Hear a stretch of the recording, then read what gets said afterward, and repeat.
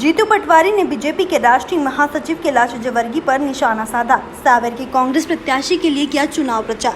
प्रदेश में होने वाले उपचुनाव को लेकर काफी महत्वपूर्ण माने जाने वाली सावर विधानसभा को लेकर पूर्व कैबिनेट मंत्री जीतू पटवारी अहम भूमिका निभाते नजर आ रहे हैं।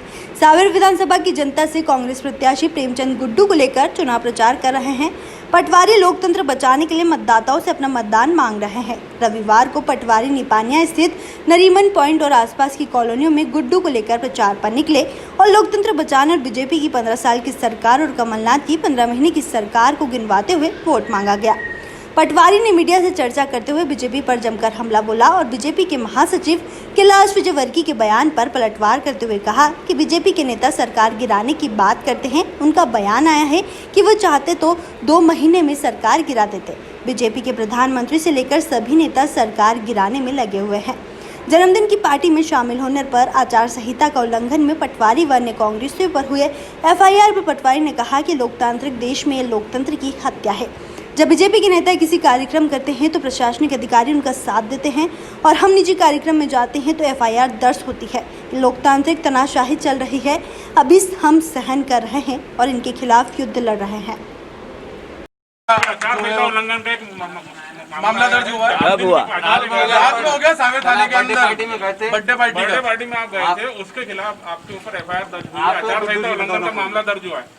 भारतीय जनता पार्टी की जो तानाशाही इसी में है कि जब भारतीय जनता पार्टी के लोग काम करते हैं तो बिल्कुल प्रशासन उनके साथ खड़ा रहता है, और जब हम कहीं चले गए और हमने कहीं आयोजन किसी प्राइवेट आयोजन में भी गए तो एफआईआर हो गई। मैं मानता हूं कि ये तानाशाही चल रही है, लोकतांत्रिक तानाशाही। तो इसको अभी हम इसको सहन करेंगे, लोकतांत्रिक है, पर युद्ध लड़ेंगे, जीतेंगे और इनको हराएंगे। और फिर सारी एफआईआर तो ये तो मैं मानता हूं कि इनको जितनी यातनाएं देनी है दे ले, हम तैयार हैं। कैलाश जी का एक बयान आया है कि 15 महीने की 3 बात है कि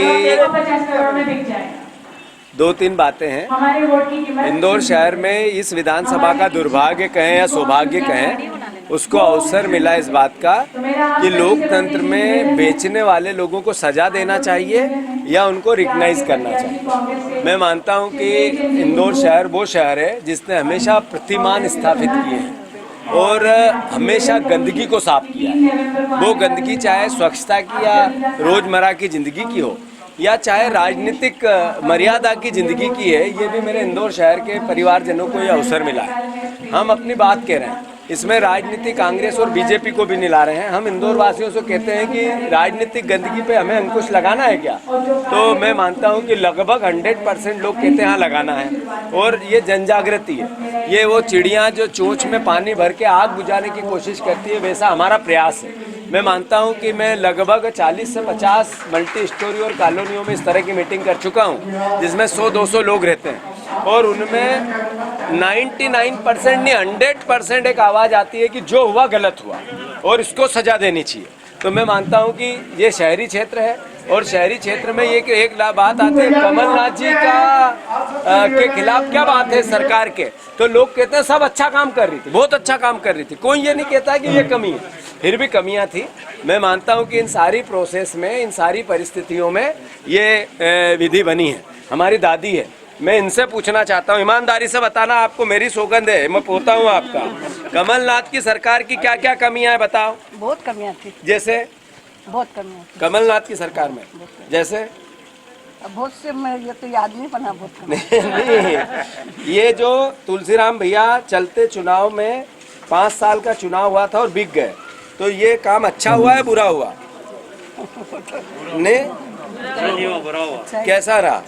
बिकना चाहिए जनप्रतिनिधि को? काम करोगे तो पूछेगा, नहीं करोगे तो कौन नहीं, जनप्रतिनिधि को बिकना चाहिए या नहीं बिकना चाहिए? तो क्या करना चाहिए? नहीं, बताओ आप। नहीं बिकना चाहिए। नहीं, आप बताओ, ईमानदारी, झूठ बोलोगी तो नहीं, उनको बोलने दो मन से। नहीं मैं तो समझ बस ये आंटी को थोड़ी सी समझ नहीं। आप बताओ जनप्रतिनिधि को बिकना। मुझे आपकी एक बात बहुत अच्छी लगी। एक मिनट इनसे। मुझे आपकी एक बात बहुत अच्छी लगी जो आपने बोला था कि वोट बड़ा कीमती होता है, सोच समझ के देना चाहिए, और ये बाकी सही बात है। हमारा वोट बहुत कीमती होता है। आपने जैसे कि कहा मेरा काम को उसको मत देखो, नहीं, हमें एक ऐसे नेता की जरूरत है जो हमारे देश को अच्छा बनाए रखे सबकी मदद के लिए। मैंने आपका एक बहुत छोटा सा वीडियो देखा था यूट्यूब पे, किसी का एक्सीडेंट हो गया था, आप इमरजेंसी कहीं जा रहे थे, तो आपने अपनी इमरजेंसी मीटिंग छोड़ के उनको उठा के लेके हॉस्पिटल पहुंचे।